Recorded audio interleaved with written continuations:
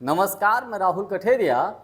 मध्य प्रदेश में दतिया विधानसभा पर कल उपचुनाव हुआ था। उपचुनाव हो गया। कहा यह जा रहा है कि साहब बम्पर वोटिंग हुई है। वोटिंग लगभग 70% के आसपास बताई जा रही है।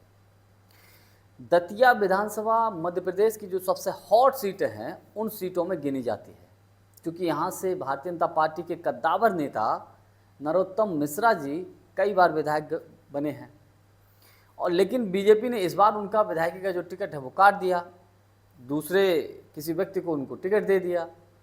तो दतिया विधानसभा बड़ी हॉट बनी हुई थी। भारतीय जनता पार्टी ने पूरा अपना जो है मुख्यमंत्री मोहन यादव जी या पूरा का पूरा टॉप लीडरशिप वहाँ उतारती दतिया विधानसभा सीट को जीतने के लिए। दूसरी तरफ कांग्रेस पार्टी ने भी पूरा दमखम लगा दिया दतिया विधानसभा का उपचुनाव जीतने के लिए। कांग्रेस के प्रदेश अध्यक्ष जीतू पटवारी जी तो गांव गली मोहल्ले नुक्कड़ सभाएं कर रहे थे, गली गली जाकर प्रचार प्रसार कर रहे थे। हर हाल में कांग्रेस के खाते में ये सीट दिलवाने की कोशिश में जीतू पटवारी जी लगे हुए थे। अब चूंकि विधानसभा का ये उपचुनाव तो निपट गया, उपचुनाव हो गया, लोग बम्पर वोटिंग किए हैं इस उपचुनाव में। अब इसको लेकर क्या शुरू होगा कि भैया बम्पर जब वोटिंग हुई है, 70% के आसपास वोटिंग हुई है, तो कौन जीत रहा है कौन हार रहा है, लोग अपने अपने आंकड़े लगा रहे हैं, अपने अपने गणित लगा रहे हैं। लेकिन ये उपचुनाव में कांटे की टक्कर है, क्योंकि कांग्रेस का प्रत्याशी है, दूसरी तरफ बीजेपी का भी प्रत्याशी है, और तीसरी तरफ आज़ाद समाज पार्टी यानी कि चंद्रशेखर आज़ाद जी की जो पार्टी है उसका भी, उस पार्टी का भी अपना प्रत्याशी है। तो मामला कहा यह जा रहा है कि त्रिकोणीय भी हो सकता है।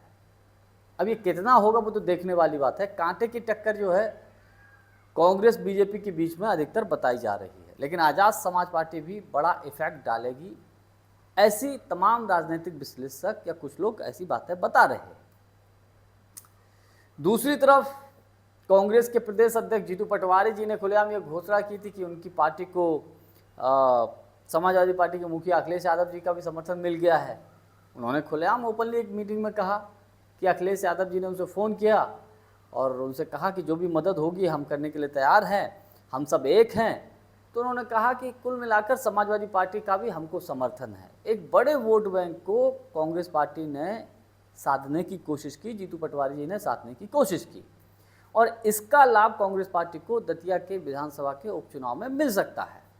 लेकिन अब चूंकि भारतीय जनता पार्टी भी वहाँ कम मजबूत नहीं है, लेकिन जिस तरीके से नरोत्तम मिश्रा का वहाँ पर टिकट कटा है, उससे भले ही नरोत्तम मिश्रा जी दिखाने के लिए कहें कि साहब नहीं हम सब एक हैं, भाजपा को वोट करिए, तमाम तरीके की बातें करते जैसा कि लोग करते भी हैं, लेकिन कुछ दबी जवान से अंदर खाने लोग ये भी कह रहे हैं कि नरोत्तम मिश्रा जी के चाहने वाले लोग, अधिकतर लोग कांग्रेस की तरफ मूव कर सकते हैं, कांग्रेस को वोट कर सकते हैं, यानी कि भारतीय जनता पार्टी को पटखनी देने के लिए कांग्रेस को वोट कर सकते हैं।